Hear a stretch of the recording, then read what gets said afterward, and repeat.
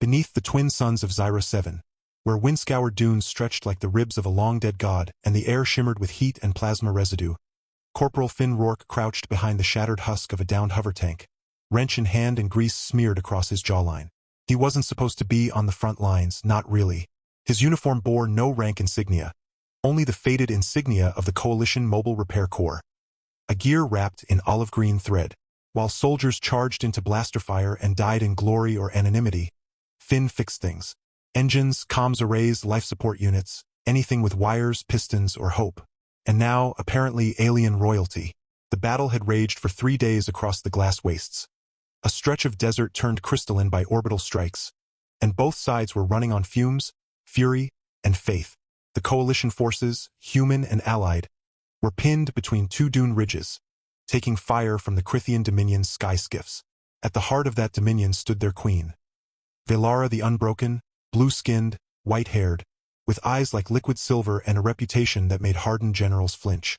She wore the crown helm of Zoria, a ceremonial yet battle-forged artifact said to channel ancestral strength into its wearer.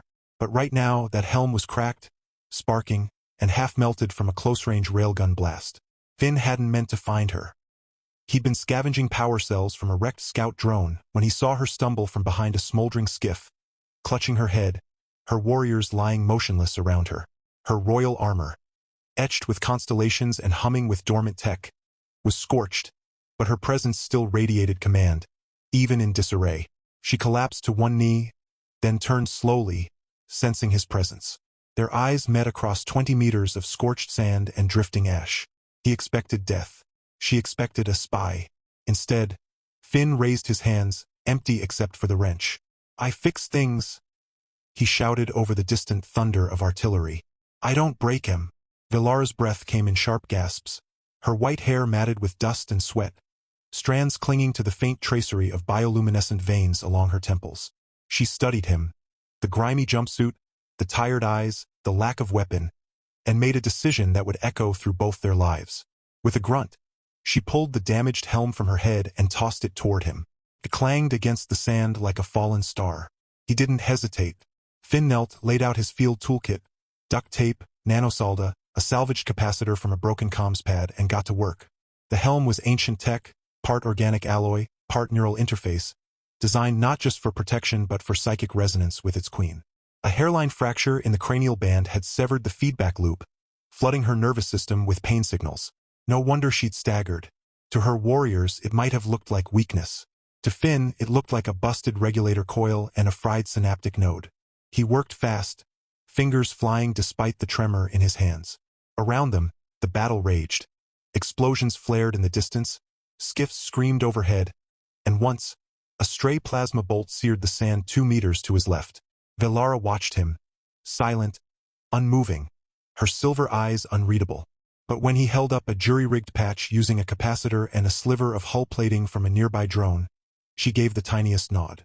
"Will it hold?" she asked, voice low and melodic, like wind through glass chimes. "Long enough," Finn said. "Better than duct taping your brain together, right?" A flicker, almost imperceptible, crossed her face. Was that amusement? He fitted the helm back onto her. It sparked once, then glowed softly, the internal filaments pulsing a steady cobalt. Velara inhaled sharply, straightened, and for the first time in hours, her posture lost its tension. She touched the side of the helm, then looked at him as if seeing him for the first time. "You are not a soldier," she said. "Mechanic," he corrected. "Corporal Finn Rourke, Mobile Repair Corps. Though honestly, right now I'm just the guy who keeps your fancy hat from giving you a migraine." She didn't smile. Not exactly. But something in her eyes softened. "In Crithian tradition," she said, voice quieter now, "the one who mends what is broken in time of war becomes tied to the mended. Soul to soul. Life to life." Finn blinked. That's not in the repair manual." Before he could say more, a skiff descended nearby, its weapons charging. Velara moved like lightning, grabbed his arm, yanked him behind her, and raised a palm.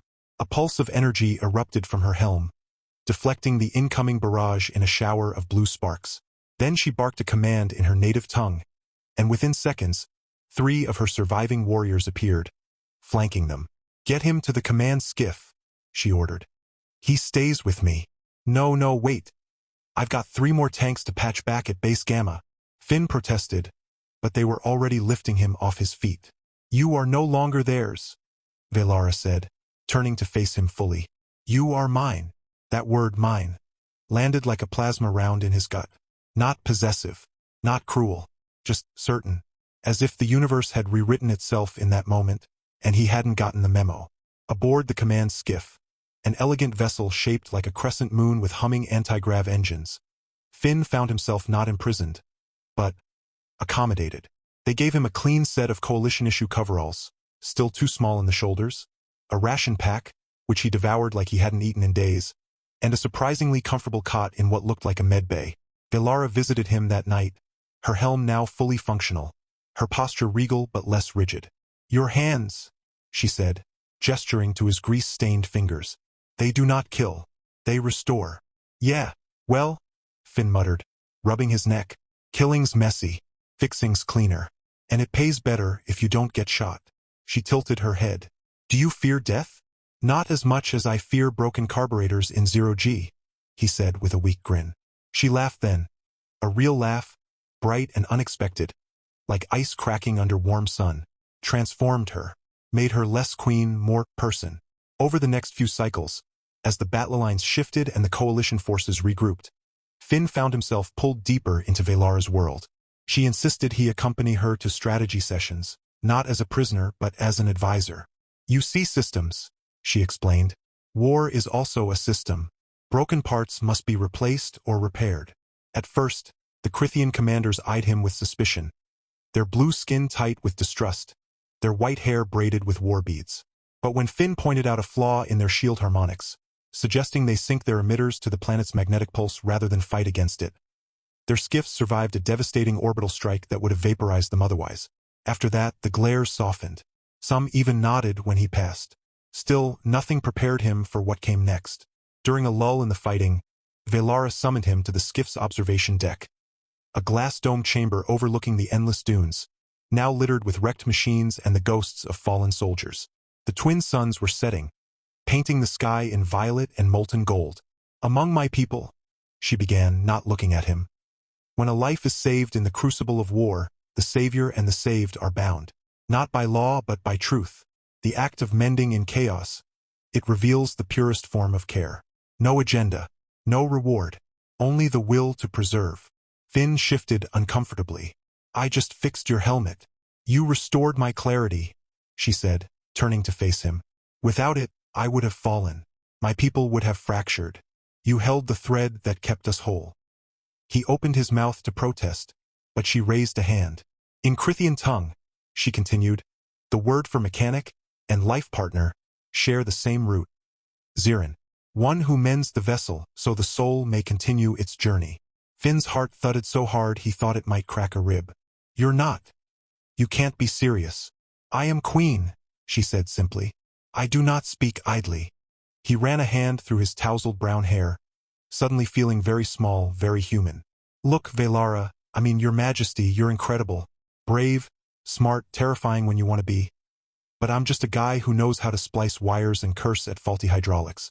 I patch engines, not destinies. And yet, she said, stepping closer, you patched mine. Her hand hovered near his cheek, not quite touching, but the warmth of it made his breath catch. He noticed then the faint shimmer along her skin. Not just bioluminescence, but something deeper, vulnerability. Before he could respond, alarms blared through the skiff. Red lights flashed. A voice crackled over the comms. Dominion flagship approaching. It's the Maw of Zoria, Queen's personal war vessel. Velara's expression hardened instantly. My sister, she hissed. Sister? Finn asked. Lyra, Velara said, already striding toward the bridge. She believes the throne belongs to her, that I am too soft, too human. Finn followed, his mind racing. So she's trying to kill you? She's trying to end the war by surrendering to the coalition, Velara said grimly. She would trade our sovereignty for peace. I would rather burn the stars than kneel. They reached the bridge just as the massive flagship eclipsed the horizon, its hull bristling with cannons, its bow carved into the snarling face of a cosmic predator. Below, coalition forces were already mobilizing, unaware that the true threat now came from within the Dominion itself. "We can't fight that thing head-on," Finn said, scanning the tactical display. "But maybe we don't have to." Velara raised an eyebrow. "Explain." Finn pointed to the flagship's engine nacelles. "See those resonance vents? They're open, probably cooling after a jump. If we can send a feedback pulse through the local magnetic field like we did with the skiffs but amplified, it might overload their core." "Risky," one of the commanders muttered. "But possible," Velara said, eyes gleaming. "Finn, can you build it?" "I'll need parts," he said. "A lot of them. And time." "You have 1 cycle," she replied. "Make it count." For the next 20 hours, Finn worked like a man possessed. He scavenged from wreckage, rewired damaged drones, cannibalized 3 comms arrays, and even used his own pulse regulator to stabilize the oscillator coil. Velara stood by, sometimes handing him tools, sometimes just watching in silence. Once, when he nearly dropped a microfuse, she caught it with her fingertips and placed it gently in his palm. Her touch lingered a moment too long. "You trust me," he said, not looking up. "I trust your hands," she replied. "They have never lied." When the pulse emitter was finally ready, a jury-rigged monstrosity of wires, crystals, and hope, Finn mounted it on the skiff's dorsal array. Velara took the helm, her white hair streaming behind her like a banner. They flew low over the dunes, skimming the glass plains as the Maw of Zoria loomed above them, its cannons tracking their every move. "Ready?" she asked over the comms. "About as ready as I'll ever be," Finn said, fingers hovering over the activation switch. "Then do it." He flipped the switch. For a heartbeat, nothing happened. Then the desert itself seemed to hum. The glass beneath them glowed faintly, vibrating in harmonic resonance. The pulse shot upward like a spear of light and struck the flagship's engine vents. The explosion wasn't immediate. It was deeper, quieter, a cascade failure rippling through the ship's core. Lights flickered. Systems died. The great war vessel listed sideways, groaning like a dying leviathan, before crashing into the dunes with a plume of sand that blotted out the suns. Silence fell. Then cheers erupted from the skiff's crew. Velara turned to Finn, her eyes wide with something he couldn't name. Relief, awe, maybe even love. "You did it," she breathed. "We did it," he corrected. She didn't argue. Instead, she reached for his hand and pressed it to her chest, right over her heart. It beat steadily, strongly, in time with his own. Later, as the coalition forces cautiously approached under a truce flag, Velara stood at the skiff's ramp, Finn at her side. The human commander, a grizzled general with a cybernetic eye, eyed the mechanic with disbelief. "Rourke, you're alive." "Still fixing things, sir," Finn said with a tired smile. The general glanced at Velara. "And you're not taking him back?" Velara stepped forward, her voice ringing across the sands. "Finn Rourke is no longer a coalition mechanic. He is Zirin, my life partner, my mender, my equal. Any who seek to take him will answer to the throne of Zoria." The general opened his mouth, then closed it. He looked at Finn, really looked at him, and saw something new there. Not just a grease monkey, but a man who changed the course of a war with a wrench and a dream. "Then I suppose," the general said slowly, "we'll be negotiating peace with 2 rulers instead of 1. Velara inclined her head. Wise choice. That night, under a sky thick with stars and the soft glow of distant skiffs, Finn sat beside Velara on the skiff's observation deck. The war wasn't over, not entirely, but for the first time in years it felt like it might end without more blood. "You know," Finn said, breaking the comfortable silence, "back home we have the saying, if it ain't broke, don't fix it." Velara smiled faintly. "And yet, you fixed me." "You weren't broke," he said softly. "Just bent." She leaned her head against his shoulder, her white hair catching the starlight. "Then bend me again when I stray." He laughed, low and warm, and wrapped an arm around her. Around them, the desert stretched endlessly, but for the first time, Finn didn't feel lost in it. He felt anchored, not by chains but by choice, by repair, by something deeper than war, something quieter than victory. Somewhere in the distance, a skiff hummed to life. Somewhere else a child laughed. And in that moment, between battles, between worlds, between 2 hearts learning the same rhythm, something beautiful began. Not with a bang, but with a spark, a wrench, and a queen who dared to call a mechanic her life partner. Peace, it turned out, was far more complicated than war. In the weeks following the crash of the Maw of Zoria, a fragile armistice settled over the glass wastes like a thin sheet of frost, beautiful, but prone to cracking under pressure. Finn found himself thrust into a world he never asked for. Treaty negotiations, diplomatic feasts with alien dignitaries who sniffed at human food, and endless debates about border demarcations that made his head spin more than a misaligned gyroscope. He'd never signed up to be a statesman. He just wanted to fix things. But somehow, with Velara at his side and the title of Zirin Consul pinned to his chest like an unwanted medal, he'd become a symbol of unity, of strange hope, of cross-species trust forged in fire and solder. Velara, for her part, was radiant.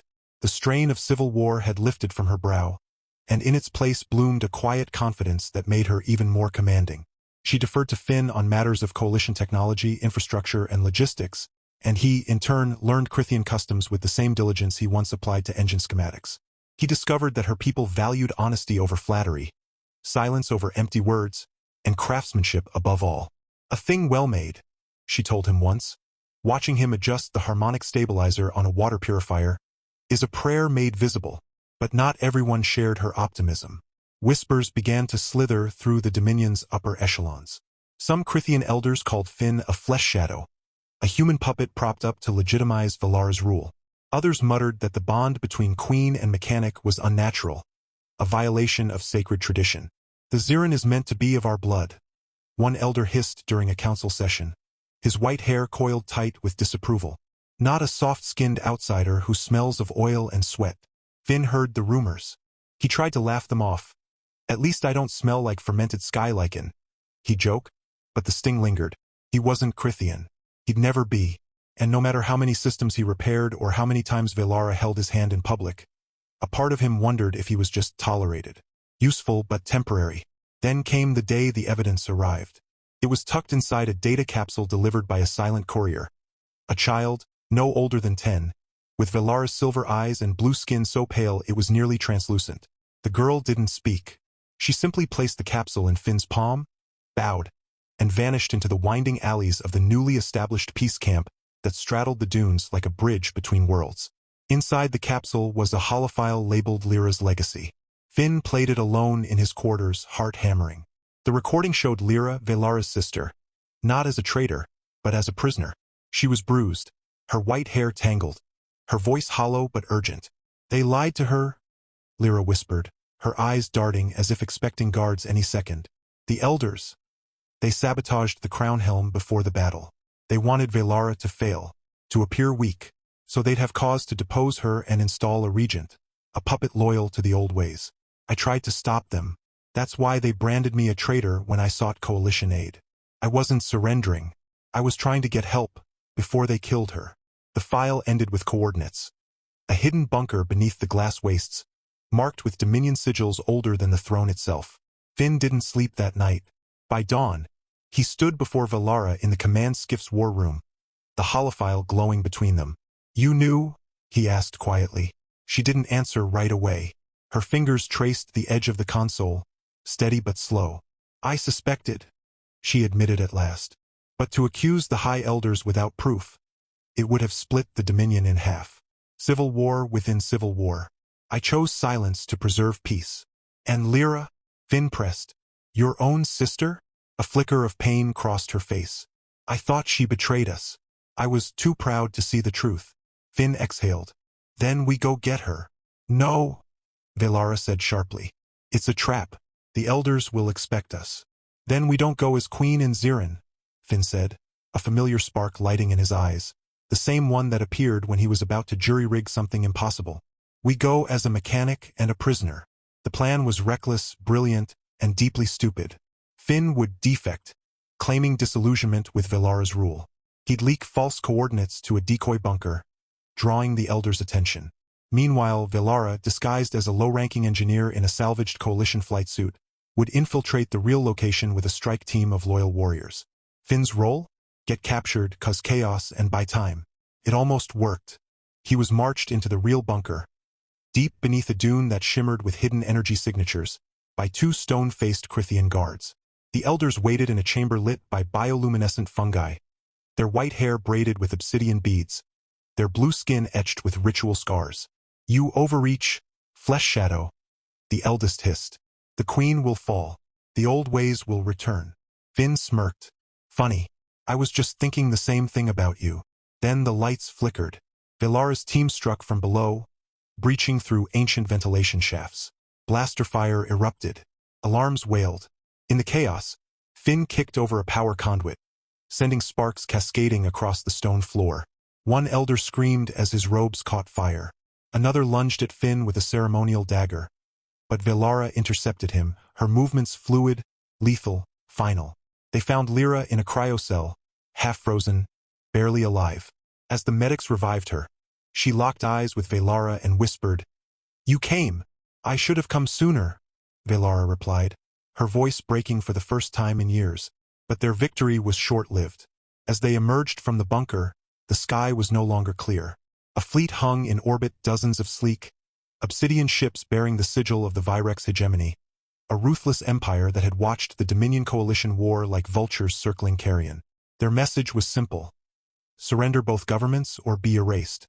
The Elder's sabotage hadn't just been about tradition. It had been a desperate, misguided attempt to prepare for a greater threat. And in their arrogance, they'd left both the Dominion and the Coalition vulnerable. Now, the glass wastes faced annihilation. Back at the peace camp, panic spread like wildfire. Coalition soldiers scrambled to arm orbital defenses. Crythian warriors prepped their skiffs. But their combined forces were no match for the Virex's planet-cracker weaponry. Finn, however, stared at the tactical display not with despair, but with dawning realization. "The Virex ships," he said suddenly. "They're using phased resonance drives. Same frequency as the Crown Helm's neural interface." Velara frowned. "What are you suggesting?" "If I can modify the helm," Finn said, pacing, "turn it into a broadcast node, and link it to every Crythian skiff, every Coalition drone, every salvaged comms tower in the wastes, we might be able to overload their entire fleet with a single pulse. Not just disable them, fry their core matrices." "It would take immense power," Lyra said weakly from her medbed.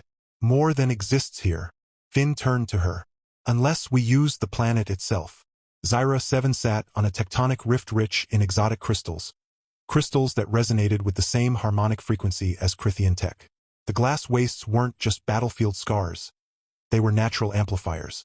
"It's insane," a Coalition general muttered. "You'd be channeling planetary energy through a helmet." "It's not just a helmet," Velara said softly. "It's the heart of our people." The plan unfolded in a fever dream of wires, prayers, and last-minute adjustments. Finn worked non-stop, his hands bleeding from cuts, his eyes red with exhaustion. Velara stood beside him, feeding power from her own neural link into the system, her body trembling with strain. Lyra, though weak, coordinated the skiff formations, her tactical mind sharper than ever. As the Virex fleet descended, unleashing fire that turned dunes to vapor, the final connection was made. "Ready?" Finn asked, his hand on the activation lever.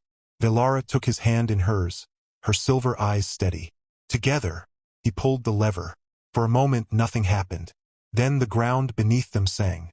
A wave of blue energy erupted from the glass wastes, spiraling upward like a storm made of light. It struck the Virex fleet and didn't just disable it.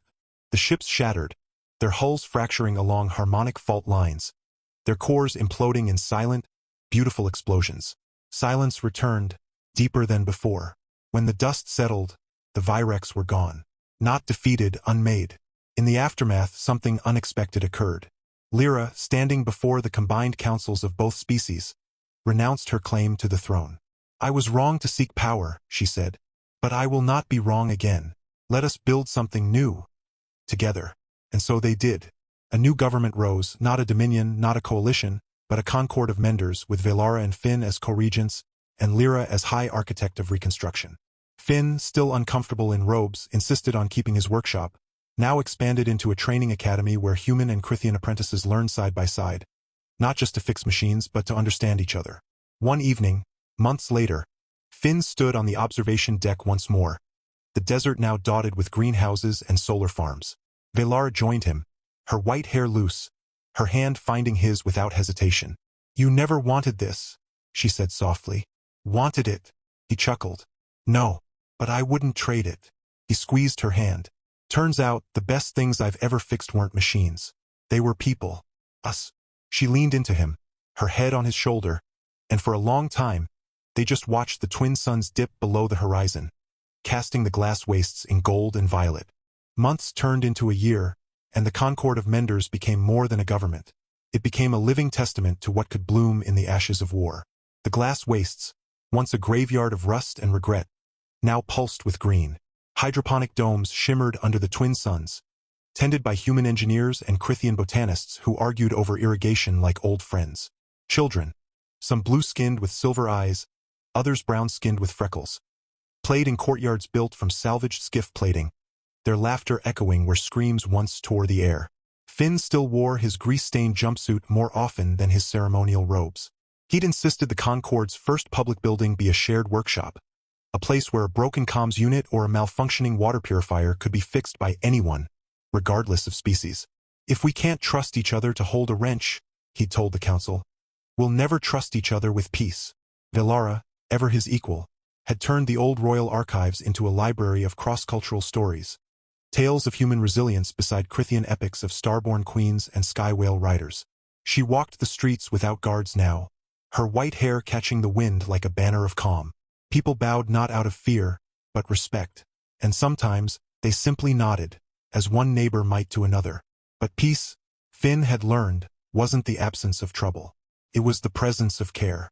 The trouble came not from outside, but from within, and not from malice, but from memory.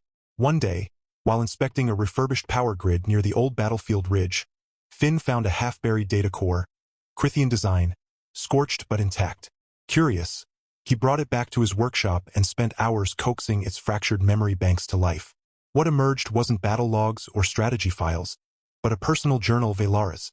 Not the present Velara, the one from before the war. As he scrolled through entries written in shimmering glyphs, now translated by the Concord's shared AI, his chest tightened. She'd written of loneliness, of the weight of the crown helm before it ever cracked, of watching her people grow cold, rigid, afraid of change. And then, in one entry dated just days before the battle where they met, "I dreamed I died on the dunes. No one came to retrieve my body. Only the wind spoke my name. I woke weeping. Is this what it means to rule? To be so needed, yet so alone?" Finn sat back, stunned. He'd always assumed her strength was innate, unshakable. But she'd been just as lost as he'd been, just better at hiding it. That night, he found her on the observation deck, staring at the stars. "You kept this from me," he said gently, holding up the data core. She didn't pretend not to understand. "Some wounds are private," she said, "even between Zirin." "But that's the thing," Finn said, stepping closer. "They don't have to be." He told her then about his own past, how he joined the Repair Corps after losing his younger sister to a medbay power failure on Mars Colony 7. How he'd vowed never to let another life slip through his fingers because something broke. "I fixed things," he said, voice rough, "because I couldn't fix her." Velara turned to him, her silver eyes glistening. Without a word, she pulled him into an embrace so tight it felt like two broken halves finally clicking into place. They stayed like that for a long time, breathing in sync, the desert whispering around them. Not long after, Lyra approached them with a proposal that would change everything again. "I've been studying the Virex wreckage," she said, her voice steady but urgent. They weren't acting alone. Their command logs reference a higher accord, a shadow alliance of empires who see unity like ours as a disease. They'll be back. Not with ships, with silence, with sabotage, with ideas that turn neighbor against neighbor. Finn rubbed his temples. "So we're not done fighting." "No," Velara said, her gaze sharp with resolve. "But we won't fight with weapons. We'll fight with truth, with stories, with open doors." And so the Concord launched the Starlight Initiative, a fleet not of warships, but of vessels carrying teachers, medics, engineers, and artists to every system that had suffered under Empire. Finn designed the lead ship himself. The Zirin's Promise, powered by clean fusion cores and equipped with mobile workshops, classrooms, and a greenhouse that bloomed with earth flowers and Crithian moon vines. On the day of its launch, the entire Concord gathered. Humans, Crithians, hybrids, refugees from a dozen fallen worlds. Finn stood beside Velara on the ramp, watching children wave from the observation deck. "You're not coming with us?" Lyra asked, already suited up as the ship's first ambassador. Finn shook his head. "My place is here, rebuilding, teaching, making sure this fragile thing we built doesn't rust. Velara squeezed his hand. And I stay with my Zirin. Lyra smiled, really smiled, and bowed. Then I'll carry your light to the stars. As the Zirin's promise lifted into the violet sky, Finn felt no sadness, only pride. They weren't just sending help into the galaxy. They were sending hope, proof that even the most broken things could be mended, if someone cared enough to try. Years passed. Finn's hair grayed at the temples. Velara's white strands grew longer, often braided with threads of human-made silk, a symbol of their bond. They never had children of their own, but the Concord became their family. Apprentices called them Master Finn and Mother Velara. Old soldiers, once enemies, now played chess in the courtyard, arguing over moves in a mix of broken Crithian and Pidgin English. One evening, long after the last battle had faded into legend, Finn sat on the steps of the original workshop, now a museum of peace, with a cup of bitter Crithian tea in one hand and Velara's hand in the other. "You ever think about how it all started?" he asked, gazing at the horizon where the first skiff had fallen. "Every day," she said. "I think about the man who fixed my helm when he owed me nothing. And I think about the queen who called me her life partner when I was just a mechanic covered in grease." She leaned her head on his shoulder. "You were never just anything, Finn Rourke." He smiled, watching the twin suns dip below the dunes, casting long shadows that no longer looked like graves, but like roots, deep, strong, holding the future in place. And in that quiet moment, beneath a sky full of stars that no longer felt so distant, they knew. The greatest repair they'd ever made wasn't the crown helm, or the skiffs, or even the peace between worlds. It was each other, and that steady, warm, enduring was enough. Years later, under the twin suns of a peaceful Zyra 7, Finn and Velara walked hand in hand through a garden grown from desert glass and shared dreams. Children, human, Crithian, and those beautifully in between, laughed as they chased drone birds that Finn had built just for fun. The workshop still stood, now a school where every broken thing, from engines to hearts, found healing. Velara's crown helm rested not on her head, but on a pedestal in the library, a symbol not of war, but of trust. Finn never wore robes, but his old jumpsuit now bore embroidered stars stitched by grateful students. The Concord thrived, not because it was perfect, but because its people chose kindness over fear every single day. Lyra returned often, her ship always full of new stories and seeds from distant worlds. On quiet evenings, the couple still sat on the observation deck, watching the stars not as threats, but as neighbors. And when the wind swept across the dunes, it no longer carried the scent of smoke, but of blooming night lilies and fresh-baked bread. Together, they had built a life not of grand battles, but of small, daily acts of love. And that was the happiest ending of all.